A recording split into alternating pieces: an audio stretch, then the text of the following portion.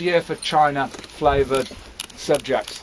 So my publisher, to boost sales, sent me on a lecture tour of the UK and a interview tour, BBC, ITV and all that. Well, one of my appearances was on BBC Radio Oxford, and an old lady heard William Lindesay talking about his journey along the Great Wall in 1987. And she wrote to me, care of my publisher. The letter read, "Dear William, heard you speaking, bought your book, read that, congratulations. I have a book in my possession called The Great Wall of China, written by an American, William Edgar Geils. It contains more than 100 wonderful photographs. It's probably too late to be of use, but I would like you to have the book." She sent me the book, published 1909. When I opened it, I was amazed, and I immediately realised I was not William I, I was William II. Geils had been along the wall, his photographs clearly evidence he had seen the diversity of this Great Wall of China. But one picture was amazing, because in my book I had the same picture. And when I put the two side by side, when I reached that location in 1987, the tower behind me had disappeared. But Geils' picture in 1908 showed him standing beside a tower in perfect condition. So this triggered the awareness that the Great Wall had changed in the last 100 years. And I went on to collect many other old photographs, and then on the eve of the millennium, 31st of December 1999, I was going up the track we took up to the wall at close to midnight, and the wall was backlit, the light pollution from Beijing. Those towers seemed to be looking down on me, and I asked myself, what will they witness in the next 100 years? And at that moment I thought, I will put my collection of old photographs of the wall to good use to try and influence a better future for the wall by showing Chinese people how much of the wall has disappeared or deteriorated in quality.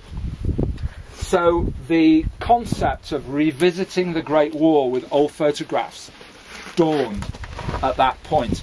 And the reason I brought you here is the first time I came out in March 2004 with my backpack with scans of photographs, I came to this location and I had a William Geils photograph taken of this view, and I discovered that was the very place where he took the photograph from.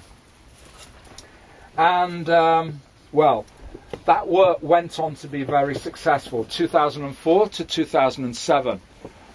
All along the wall, from west to east, from the Gobi to the sea, I found many locations visited by William Geils, and sometimes I got there and my heart sank because the towers had gone.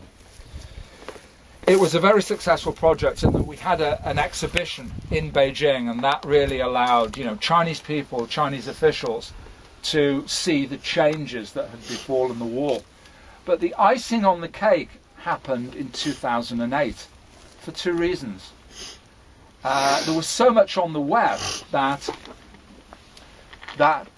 February, Tim Adamski, gentleman living in Bucks County, Pennsylvania, was telephoned by a lady who said, "I have a stack of boxes in my barn. They belong to my father. Before that they belonged to William Geils. They're full of historical materials. You're the Historical Society. Will you come and collect them?" And he did. And one of the boxes had North China written on it, and inside the box were lots of things relating to the Great Wall, including diaries William Geils had put in his jacket, and he'd written amazing things. He walked along and rode his horse along. So Tim Adamski went online, typed in William Geils Great Wall, and had hundreds of finds with me. So he wrote me an email, said, "If you're still there, interested in William Geils of the Great Wall, email me back." I sent him this much back. And eventually that dialogue led to me going over to Doylestown, to William Geils' birthplace, to see the materials and to loan those materials for exhibition in Beijing. Amazing materials. Geils was the first man, including Chinese, to travel along the whole length of the Great Wall of China. after a journey of about 8 weeks from Pennsylvania, he landed at Qinhuangdao, the east end of the Great Wall. He hired mules. He hooked up with another missionary who was born and bred in China. They hired about 20 men, and for 81 days they followed the remains of this great structure until it ends at the Gobi Desert. Then Geils came all the way back, catching pneumonia and recovering from pneumonia on the way. Got on a boat in Shanghai, sailed to London, made a deal with a London publisher, sailed over the Atlantic back to Washington, had an audience with the then president reporting on the rise of China. And then he wrote the first ever book about the Great Wall, the first ever book with the title of The Great Wall of China, called The Great Wall of China, which is the book Marjorie Hessel-Tiltman sent me in 1989. So you see how the stories come full circle. And then a bit more icing on the cake. I eventually found William Geils' surviving family, adoptive grandsons, who had some wonderful tales to tell from their childhood about William Geils and the old family. So it was a great visit. And when you get back to the States, you can maybe go into the bookshop. My latest book is published in the States. It's called The Great Wall Revisited. It's published by Harvard University Press. I also have copies back at the ranch there.